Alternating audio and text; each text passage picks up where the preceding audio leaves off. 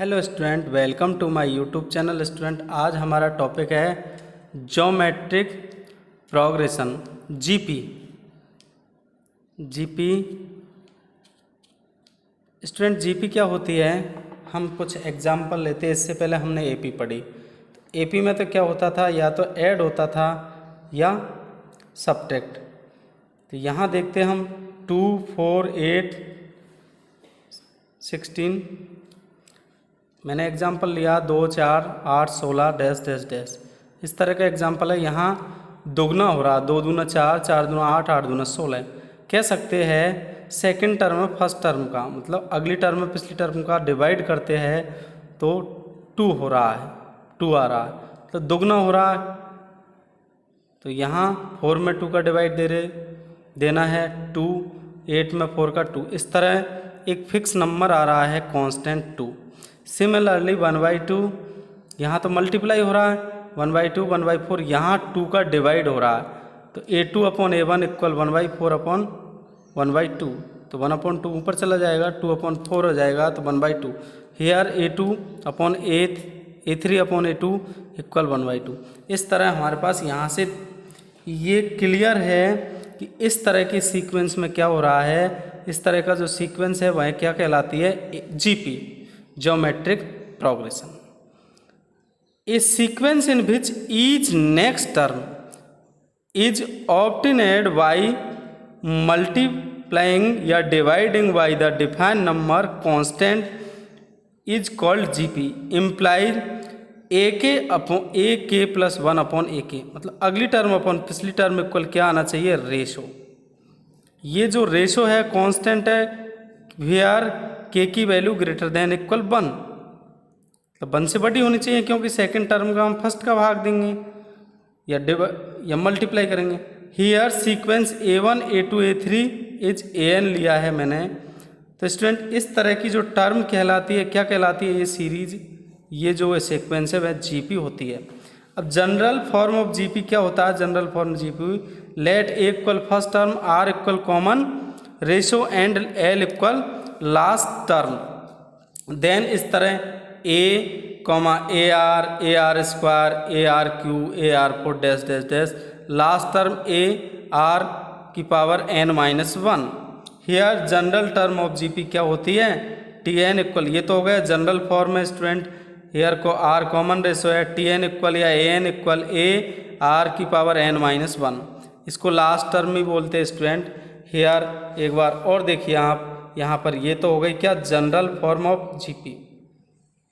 General form of GP A, AR, AR square, AR cube, AR 4 dash dash dash, AR n में। Here AR ये किसका formula? Tn, general term का या last term का। Tn equal A R की power n-1।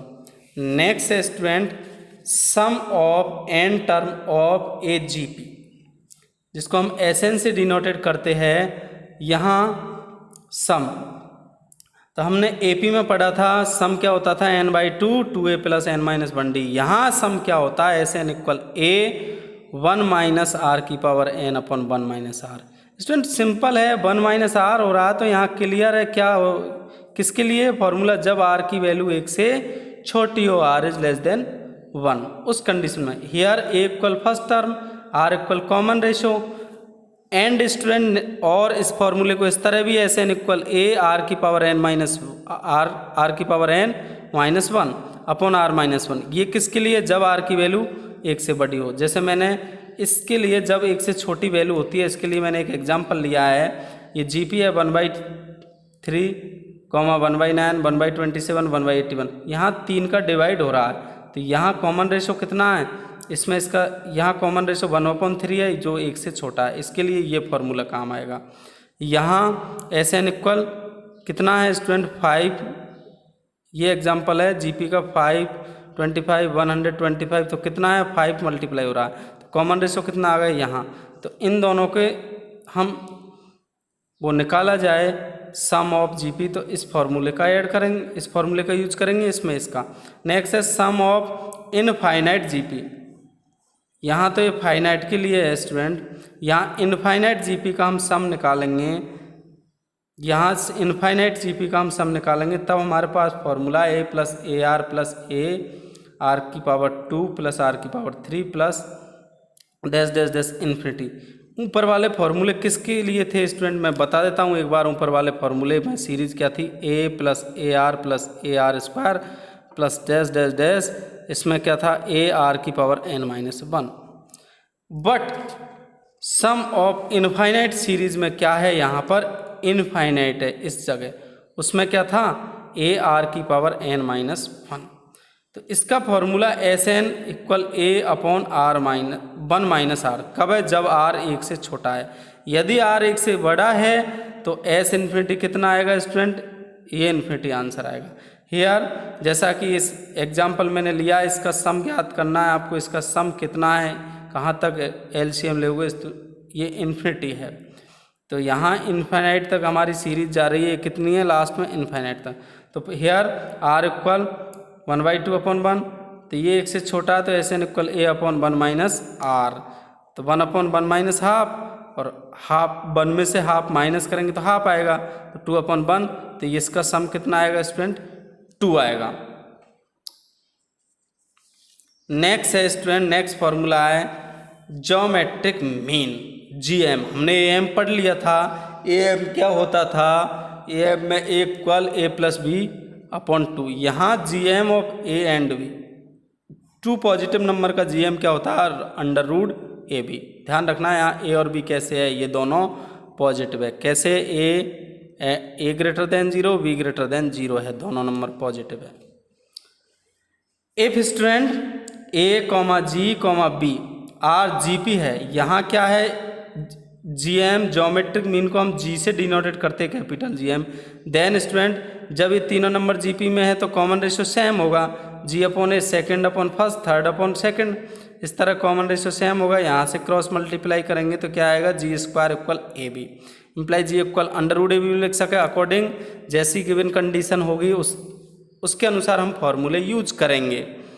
तो यहाँ इसको इस तरह भी लिख सकते हैं, A B power of half, तो G equal under root A B आ गया स्टूडेंट। अब स्टूडेंट इस तरह भी आपको मिलेगा कभी कभी कि A B C R G P, तो यहाँ B upon A, second upon first और third upon second, C upon B, यहाँ से B square equal A C, ये भी यूज होगा, या B equal under root A C. According given condition के अनुसार हम यूज करेंगे।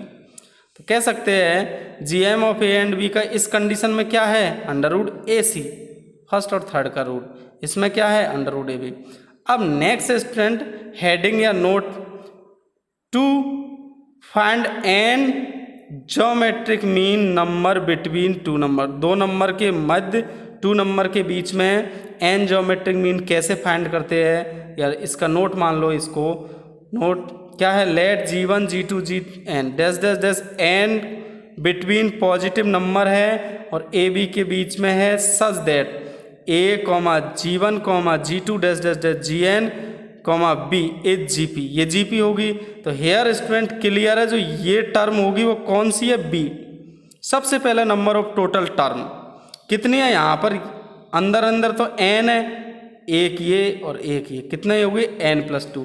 क्लियर है, बी एज n+2 भी टर्म है। तो हम फॉर्मूला जानते हैं, last term equal A R की power n-1। Here student n की वैल्यू कितनी है, n+2, तो b इक्वल ए आर की पावर n+2 -1। अब यहाँ 2 में से 1 जाएगा तो प्लस का 1, तो हमारे पास b इक्वल ए आर की पावर n-1। तो यहाँ स्टूडेंट यहाँ से r की वैल्यू हमको फाइंड करनी है, r इक्वल आर की power n+1 upon 1 equal b upon A. तो r इक्वल कितना हो जाएगा, b upon A power of 1 upon n+1। तो सिमिलरली स्टूडेंट हम G1 फाइंड करते हैं, तो यहाँ से G1 इक्वल कितना है, R की वैल्यू पुट कर दीजिए, G1 इक्वल कितना आएगा, A V upon A power of 1 upon n+1। G2 similarly G2 R2 लिखेंगे तो कितना आ जाएगा, A B अपॉन ए की पावर 2 अपॉन n+1।